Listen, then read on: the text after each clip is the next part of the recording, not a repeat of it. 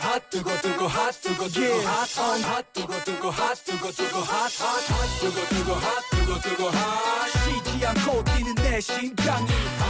지역의 핫한 이슈죠. 부동산, 언제나 핫한 뜨거운 감자 같은 소식입니다. 오늘은 김인만 부동산 경제연구소장과 함께하도록 하겠습니다. 소장님 나와 계십니까?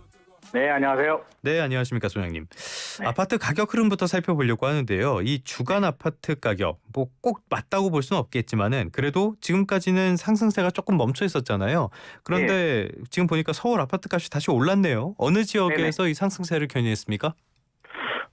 이게 설 연휴 기간에는 주간 통계가 좀 쉬었고요. 이제 2주 만에 통계가 나왔는데 서울이 상승으로 전환됐습니다. 4주 연속 0% 보합을 유지하고 있었는데요. 설 지나고 0.02%. 네. 사실 0.02%가 이게 좀 크다, 이게 크게 반전이 됐다라고 보기는 좀 어려운 부분이 있습니다만 항상 주간 통계를 볼 때는 이게 흐름이 중요하거든요. 그렇죠, 흐름 그렇죠. 자체가 설 지나고 꺾이지 않고 상승으로 전환됐다는 부분은 분명히 좀 의미가 있는 숫자인 것 같고요. 네. 수도권 지역도 마이너스 0.03에서 마이너스 0.02, 지방도 마이너스 0.07에서 마이너스 0.06 예. 모두 다 하락세가 약간 둔화됐습니다. 속내막을 좀 살펴보게 되면 사실 예. 이게 좀 바람직한 현상은 아닌 것 같은데요. 왜냐하면 강남, 서초, 송파 우리가 익히 또 알고 이쪽이에요. 있는 예. 강남 3구 지역들이 크게 올랐습니다. 이게 핵심 지역들이 많이 오르다 보니까 전체적인 서울 통계를 끌어올린 거고요. 예. 핵심 지역을 제외한 나머지 지역들은 그렇게 좋은 상황은 아니다. 그렇게 본다면 이 양극화가 더 심해졌다라고 해석할 수 있을 것 같습니다. 양극화가 더 심해졌다. 근데 전반적인 상황을 보면요. 일단 강남권, 강남 3구 말씀을 해주셨는데 이쪽은 아파트 값이 지금도 엄청 비싸잖아요. 이런 네, 상황 속에서도 대형 가구 중심으로 거래가 활발하다라고 볼 수가 있는 건데 좀 이상하거든요. 이렇게 되는 배경은 뭘로 보십니까? 우리가 잘 이해가 안 되죠. 이해가 안 돼요. 네. 집값도 많이 비싸고 분위기가 안 좋아지면 좀 저렴한 곳들이 좀 거래가 많이 늘어나고 네. 비싼 집은 거래가 안 되는 게 정상인데 지금은 반대로 가고 있습니다.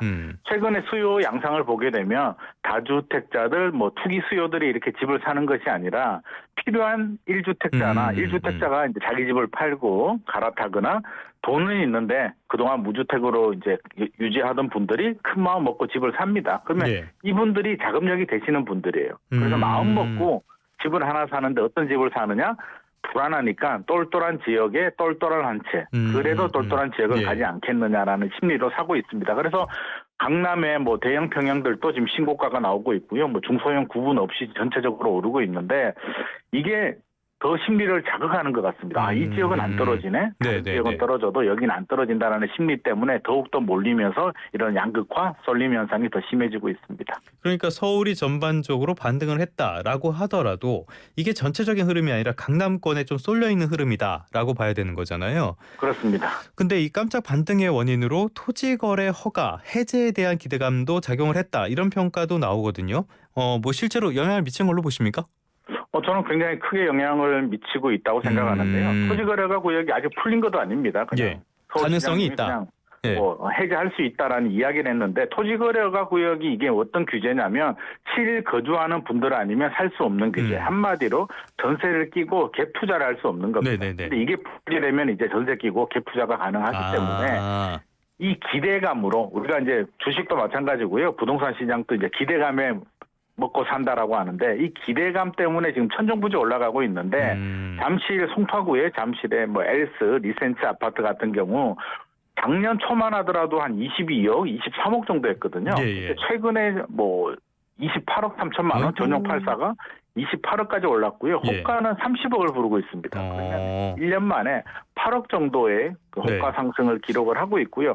대치동도 마찬가지고 청담동도 그렇고 지금 부르는 게 값이기 때문에 토지거래하고요 풀리기도 전에 이렇게 난리가 친다면 서울시가 지금 면밀히 모니터링을 하고 있거든요. 그래서 어떤 결과가 나올지 많이 있으면 풀릴 것 같은데 이게 지금 이렇게 올라가게 되면서 여러 가지 문제가 생길 것 같습니다. 찬바람이 분다고 말씀을 드렸는데 강남 3구는 완전히 딴 세상 같습니다. 그런데 말씀을 하신 것처럼 지금 강남 3구가 그거의 영향으로 이렇게 시장이 뜨겁게 반응을 하고 있다라고 얘기를 한다면 이 토지거래 허가제 해제하는 게 더 어려워진 거 아닙니까? 사실은 시장이 좀 조용했으면 당연히 네. 해제가 됐을 텐데요. 왜냐하면 토지거래가 구역의 최대 그 규제 기간은 5년입니다. 그래서 올해가 한 4년 차 정도 되기 때문에 그리고 이게 토지거래가 구역을 지정을 한다고 해서 집값이 안정되냐 그러면 사실 예. 강남 압구정이라든지 강남 집값들 계속 올랐거든요. 맞아요. 예. 그래서 실제로 집값 잡는 효과는 약하고 부작용들이 생기기 때문에 이제 서울시장 입장에서는 풀겠다라고 생각을 했는데 이게 시장이 이렇게 반응을 하게 되면 사실 집값 올라가는데 이게 백약이 무효잖아요. 그렇죠, 과연 그렇죠. 풀어줄 수 있을까에 대해서 아마 지금 조마조마한 마음으로 이게 4월부터 6월이 이제 토지거래가고요 해제 기간인데 2월, 3월이 굉장히 중요한 시점인데요. 여기서 좀 멈춰주면은 해제는 저는 거의 될 것 같은데 이 상태로 계속 올라간다면 사실 해제하기는 좀 어렵지 않나 싶습니다. 오히려 이런 기대감이 정책에 대해서 정책의 발목을 잡는 그런 상황도 될 수 있을 것 같고요. 네네. 자, 지금까지 살펴본 것처럼 서울 아파트 가격이 5주 만에 반등을 했어요. 그런데 일부 지역이 주도를 한 상황이고요. 추세적인 상승세로 이어지기는 어렵다. 전반적인 해석도 이렇게 나오고 있습니다. 소장님께서는 1분기 집값 전망 어떻게 하고 계십니까? 1분기 집값은 사실 강남 빼고는 지금도 똑같습니다. 그렇게 좋은 분위기 아니고요. 네네. 하락 상태를 유지하고 있는데 이 하락을 전환할 만한 모멘텀이 사실상 없습니다. 금리가 내린다든지 대출금리가 내리고 트럼프 정책에 대한 불확실성, 국내 정치에 대한 불확실성이 제거가 돼야 되는데 지금 뭐 제거될 기미는 보이지 않고 그렇죠, 트럼프 그렇죠. 보니까 무섭더라고요. 지금 뭐 철강 관세도 갑자기 뭐 정신이 제정신으로 돌아올 것 같지도 않고. 예. 그렇습니다. 그래서 이게 쉽지 않기 때문에 사실 강남의 이런 반등을 가지고 우리가 전체 부동산 시장에 대입하면 좀 곤란할 것 같고요. 1분기 강남을 제외하고는 전체적으로 약세 흐름 유지될 가능성이 높습니다. 계기라고 말씀을 해주셨는데 지금 금리 인하 가능성도 그렇게 크지 않게 보고 계시는 겁니까? 금리 인하도 이제 트럼프가 결국에는 칼자루를 쥐고 있는데요. 트럼프 주요 정책이 관세 정책, 감세 정책, 이민자 정책이 모두 다 물가를 자극하고 그렇죠, 올리는 그렇죠. 정책입니다. 그래서 예. 미국 FRB도 지금 올해 첫 그 FOMC에서 동결을 했거든요. 예. 한국은행도 1월은 동결, 2월을 지금 고민하고 있는 상황인데 당초 예상은 기준금리 3번 정도 내리는 걸 예상을 했는데 지금 상황을 보니까 3번은 어렵겠다라는 분위기고요. 잘해야 2번 정도인데 또 대출금리도 내려가야 됩니다. 대출금리도 3% 중반까지는 어찌어찌 내려갈 수도 있을 것 같은데 그 이하로 내려가기에는 사실 정부나 금융권 입장에서도 또다시 투자 심리 자극할 수도 있기 때문에 예. 내려도 3% 중반 정도 실수요자들이 그냥 마음 먹고 살 수 있는 수준 정도만 내려갈 것 같습니다. 미국 내 여론도 보면은 관세 그리고 물가 관리에 대해서는 굉장히 불안하게 보는 시선이 많은 것 같던데 좀 적당히 했으면 좋겠습니다. 그게 우리에게도 영향을 미칠 테니까. 네, 여기까지 말씀드리고요. 다음은 앞에서 언급했던 양극화에 대한 문제 한번 짚어보도록 할게요. 양극화는 저희도 작년부터 굉장히 자주 다룬 주제인데 시간이 흐를수록 이 양극화가 해소되는 게 아니라 더 심해지는 것 같아요. 최근에 전국 대장 아파트 취합해서 조사를 했는데 지방 아파트는 뭐 아예 빠졌다라고 하더라고요. 이게 무슨 말입니까? 이게 뭐 일부러 뺀 건 아닌 것 같고요. 예. KB 선도지구라고 해서 이제 50 지수를 상위 50개 단지를 선정해서 이렇게 조사 결과를 발표하는데 저는 뭐 당연한 결과인 것 같습니다. 워낙 쏠림 현상, 서울 쏠림 현상, 예. 지방에서 볼 때는 서울 쏠림 현상이고요. 수도권 지역에서 볼 때는 강남 쏠림 현상인데 이게 너무 심하다 보니까 지방은 지금 뭐 미분양, 중공업 미분양 무덤에서 지금 헤어나오지 못하는 상황. 아마 2025년 우리가 상저하고 이야기를 많이 하는데 그것도 서울 얘기고요. 지방은 상저 하저가 될 가능성이 높기 때문에 네네네. 그냥 빠지는 게 일부러 뺐다라기보다는 뭐 결과 자체가 집값이 워낙 약세기 때문에 빠진 거고요. 오히려 강남 지역들은 뭐 우리 앞서서도 얘기를 했지만 반포의 뭐 모아파트 같은 경우는 3.3제곱미터당 우리가 평당이라고 하죠. 2억이 네네. 거래가 되기도 했습니다. 아니 이게 한 평에 2억입니다. 집 한 채도 아니고 한 평에 2억이 도무지 체감되지도 않는데 그런 이상한 현상들이 지금 강남 쪽에 일어나고 있고 지방에서는 있는 집도 안 팔리는 상황. 이게 심한 양극화인 것 같습니다. 그런데 상위 쉬운 게 아파트 이걸 살펴보니까 3분의 2가 규제 지역 그래서 대출에 제한이 있는 규제 지역이었고요. 사실 강남에서 말씀해 주신 그 정도 가격이 되는 아파트 살 수 있는 사람은 많지 않잖아요. 그렇다면 이게 현금 부자들 위주로 시장이 이렇게 굴러가고 있는 그런 상황이라고 봐야 되는 거 아닙니까? 아무래도 그렇습니다. 현금 부자들, 원래 현금을 가지고 있던 분들, 최근 주식이나 코인으로 이제 자금력이 좀 확보되신 분들, 또 부모님한테 상속이나 증여를 받으신 네네. 분들이 움직이고 있는데 이분들이 실제로 이제 살 수 있는 지역이 딱 제한되어 있다는 거죠. 똘똘한 지역, 똘똘한 한 채인데 이게 정부는 이제 작년 여름에 집값이 많이 올랐기 때문에 대출 규제를 시행했는데요. 이 대출 규제 효과가 반대로 나타나고 있습니다. 강남 쪽은 굳이 대출을 받지 않아도 살 수 있는 지역이고요. 네네. 사실 한 30억?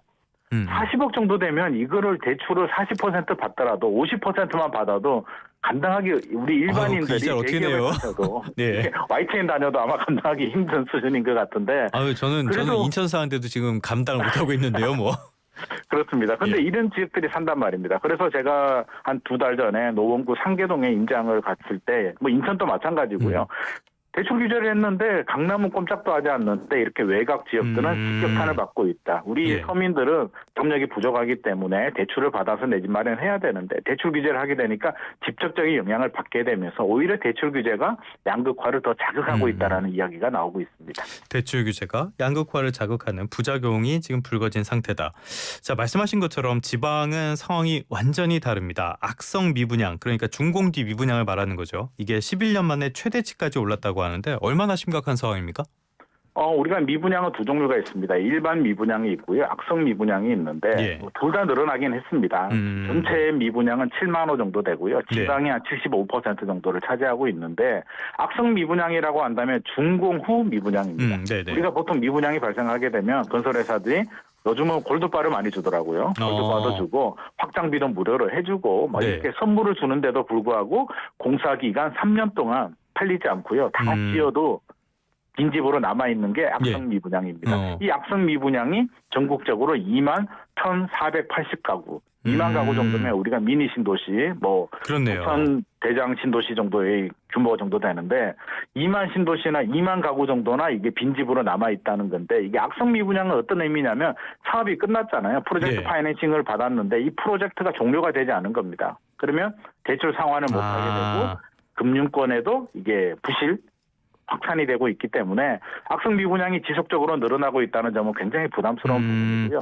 지금 같은 분위기라면 아마 악성 미분양이 계속 늘어날 것 같습니다. 그러면 지방 건설사들, 금융사들까지 불똥이 튀면서 내수 경기 침체까지도 이어질 수 있는 상황입니다. 이게 제품으로 치면은 창고에 쌓여 있어가지고 물류 비용만 잡아먹는 악성 재고들. 이렇게 볼 수가 있는데 네네. 실제로 작년에 폐업한 건설사가 600곳이 넘는다고 하잖아요. 그러면 지방 경기에도 이게 타격을 주겠어요? 직격탄을 주고 있는 거고요. 이제 여러 가지 영향을 줍니다. 앞서서 이제 지방이 선도지구 50에서 빠졌다고 했는데 지방 수요자들 입장에서 우리가 생각을 해보게 되면 미분양도 많죠. 준공후 미분양 다 지어져도 빈집이 많이 있는 상황에서 굳이 기존 주택을 살 이유가 없습니다. 그러니까 사람 마음이 뭔가 희소성이 있고 부족하면은 빨리 좀 사볼까 하는 마음이 드는데 이렇게 물량이 많을 때는 사지 않거든요. 그러면 미분양도 증가하게 되고 건설사 부도나게 되고 더욱더 문제는 이런 상황이 몇 년 지속되게 되면 또 공급 물량이 감소해요. 그러면 한 5년 후가 되면 또 공급 물량 감소고 또 집값이 또 올라갈 수도 있는 이런 또 부작용이 나올 수도 있기 때문에 안정적인 꾸준한 공급이 중요한데 사실 그게 참 어려운 것 같습니다. 하긴 상황이 안 좋아지면 공급이 몇 년 뒤에 줄어들 수밖에 없는 그렇게 될 것이고 그래서 여당이 금융위 국토부에 비수도권 미분양 주택에 대한 DSR 한시적 완화를 요청했는데 이게 대안이 될까요? 저는 대안이 안 될 것 같습니다. 왜냐하면 생각을 해보게 되면은요. 실수요자들도 마찬가지고 투자 수요도 마찬가지인데 아나운서님이나 저도 마찬가지일 겁니다. 만약에 필요해서 집을 사더라도 올라가는 집을 사고 싶지 굳이 오르지 않을 것 같은 그냥 전세나 월세 들어가면 되잖아요. 그러면 지방 미분양도 안 오를 것 같으니까 사람들이 이제 수요 선택을 안 하는 건데 대출을 더 해주겠다는 거잖아요. DSR을 완화해주겠다. 대출해 줄 테니까 사라. 나는 살 마음이 없는데 굳이 이자 내는 대출을 더 받아서 사야 된다? 저는 공감하지 못할 겁니다. 그래서 뭔가 사고 싶은 마음이 있을 때 대출을 풀어주면 효과가 나오는데 지방 같은 경우는 구매 욕구가 떨어져 있고요. 워낙 물량이 많기 때문에 DSR 한시적 완화는 오히려 은발의 오줌 누기다. 그리고 잘못하면 또 부작용만 또 대출을 풀어주는 잘못된 시그널을 줄 수도 있기 때문에 저는 이런 정책은 좀 바람직하지 않은 것 같고요. 종합적으로 미분양 원인이 뭔지 지방의 문제가 뭔지를 종합적으로 좀 고민을 해서 토탈 패키지처럼 좀 제대로 된 대책이 좀 나와야 될 것 같습니다. 그 제대로 된 대책 가이드를 주신다면은 어떤 방향이 좋을 걸로 보십니까? 좀 장기적으로는 지방 경쟁력을 좀 살려야 될 것 같고요. 사실 양질의 일자리가 부족하거든요. 서울은 사실 집값이 이제 공급이 부족하다는 얘기를 하는데 공급이 부족한 게 아니라 수요가 너무 많은 겁니다. 지방에 계시는 분들도 일자리 때문에 좋은 대학교 때문에 서울로 오기 때문에 지방의 양질의 일자리 좋은 대학교를 좀 만들어주는 그런 노력이 좀 필요할 것 같고요. 단기적으로는 이제 정책적으로 이 정책도 잘못된 게 대출 규제도 마찬가지고 대출 규제를 하게 되니까 서울로 더 쏠림 현상이 생기게 되고요. 청약 시장도 이제 뭐 로또 뭐 이런 게 자꾸 서울에 분양가 상한제가 적용이 돼서 나오다 보니까 저는 정책도 너무 서울 중심으로 규제만 하면 잡을 수 있다라는 좀 관념을 좀 깨야 될 것 같고요. 예. 전체적으로 좀 큰 그림을 보고 균형을 맞추는 밸런스를 맞추는 정책이 좀 필요할 것 같습니다. 당국자들이 지금 말씀을 잘 듣고 귀를 담아서 들었으면 좋겠습니다. 자, 다음 이슈로 한번 가보도록 할게요. 전세 월세화가 가속화하고 있다. 이런 소식 저희도 여러 차례 전해드렸는데 이거는 조금 의외라고도 볼 수 있을 것 같아요. 초호화 아파트 이런 곳에서 월세 1,000만 원 이상의 거래가 많아지고 있다. 이럴 거면 그냥 집을 사시는 게 나을 것 같은데 이런 초고가 월세 시장 커지는 배경 뭘로 보십니까? 이 이제 초고가 월 1,000만 원 정도 내시는 분들은 일반적인 분들이 아니라 이제 사업을 하거나 현금 유동성이 굉장히 많은 좋은 분들입니다. 네네. 우리가 한 10년 15년 전만 하더라도 이제 친구들끼리 또 어린 학생들이 그런 얘기를 합니다. 너 어디 살아? 그러면 우리 집 자가 살아? 그러면 잘 사는구나. 전세 산다고 하면 좀 사네? 월세 산다고 하면 돈이 좀 없구나 이런 편견이 있었는데 요즘은 반대가 됐습니다. 전혀 아니죠. 월세 산다고 하면 돈이 없어서 은행에 대출 받아서 전세 사는구나. 월세 산다고 하면 돈 많네. 월세 낼 돈이 있구나라는 트렌드 자체가 완전히 바뀌어버렸는데요.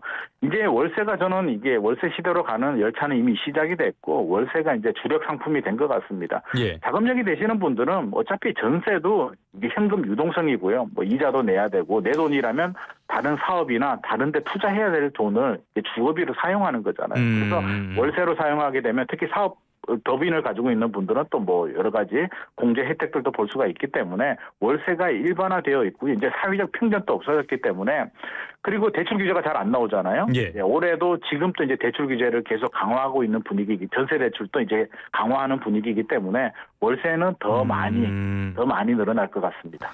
이게 전세 대출 규제 말씀을 해주셨는데 그 영향도 좀 받았다고 봐야 되는 겁니까? 영향을 받고 있습니다. 예. 최근에 제 주변에도 이제 전세가 1억이 오릅니다. 올라가면 1억을 올려받아야 되는데 세입자가 대출이 잘 안 나오다 보니까 올려받지 못하고요. 그 인상 본 만큼 10만 원, 20만 원 이렇게 받는 반전세가 또 확산되고 있거든요. 그래서 완전 월세도 늘어나고 있으나 반전세도 늘어나고 있습니다. 예. 그 얘기는 대출 규제 영향으로 부족분에 대해서는 그냥 월세로 전환되는 속도가 빨라지고 있다 이렇게 이해하시면 될 것 같습니다. 알겠습니다. 끝으로 요 내용 한번 짚어보도록 할게요. 임대차 2법 굉장히 뭐 말도 많고 탈도 많았던 임대차 2법, 임대차 3법 이 제도 개선안 이야기가 나오고 있는데요. 일단 지금 시점에서는 폐지보다는 개선 쪽에 의견이 쏠리는 것 같아요. 왜 그렇다고 보십니까? 이게 사실 임대차 2법이 저도 이제 불만이 좀 있었고요. 예. 좀 잘못된 정책은 맞습니다만 이미 시행이 됐습니다. 그렇죠. 악법도 법이라고 4년 동안 시행이 됐으면 지금 와서 폐지를 하게 되면 또 사회적인 엄청난 혼란 또 왜곡이 발생하게 되면서 전세 월세 가격이 또다시 올라갈 수도 있습니다. 그래서 문제가 있다면 이미 시행을 했기 때문에 보완을 하는 게 중요하지 전격적인 폐지는 바람직하지도 않다. 그리고 이게 국회 법 통과를 해야 되는데요. 야당이 180석을 가진 야당이 아마 폐지에 동의할 가능성은 0%인 것 같습니다. 결국에는 저는 좀 보완을 해야 되는데 상한 요율 그러니까 갱신할 때 5%밖에 못 올리는 걸 한 10% 정도 조금 더 좀 맡겨둔다면 왜곡도 좀 줄이고 부작용도 좀 감소하지 않을까 싶어서 저는 완만한 보완 정도가 가장 현실적인 대안이라고 생각을 합니다. 그러니까 말이죠. 이런 정책 같은 건 한 번 할 때 제대로 해야 되는데 당장 그렇습니다. 이거 했을 때 2020년 7월이었나요? 부작용이 뭐 어마어마했었잖아요. 그렇다면 소장님 보시기에는 요율을 높이는 정도가 제일 적합할 것이다. 이렇게 보면 되겠습니까? 뭐 현실적으로는 그렇습니다. 처음부터 이제 4년 전으로 돌아가게 되면 좀 더 면밀하게 뭐 여러 가지를 해야 되겠으나 지금 상황에서는 요율을 살짝 올리고요. 또 하나 제가 당부드리고 싶은 건 임대인, 임차인 합의해서 이제 계약서를 쓰게 되면 그 계약 내용에 대해서는 좀 보장을 해주는 지금은 계약을 합의를 하더라도 법에 따라서 나중에 또 말로 뒤엎어버리는 경우들이 충분히 발생하고 있기 때문에 합의해서 한 계약 내용에 대해서는 계약이 우선하는 그런 내용들도 좀 보완을 해주면 좋을 것 같습니다. 알겠습니다. 말씀하신 것처럼 이 한번 정책을 만들 때는 잘 만들어야 되는데 잘 못 만들었으니까 보완이라도 제대로 된 방향으로 했으면 좋겠습니다. 지금까지 김인만 부동산 경제 연구소장과 함께 다양한 부동산 시장의 이슈들 살펴봤습니다. 오늘 말씀 고맙습니다. 감사합니다.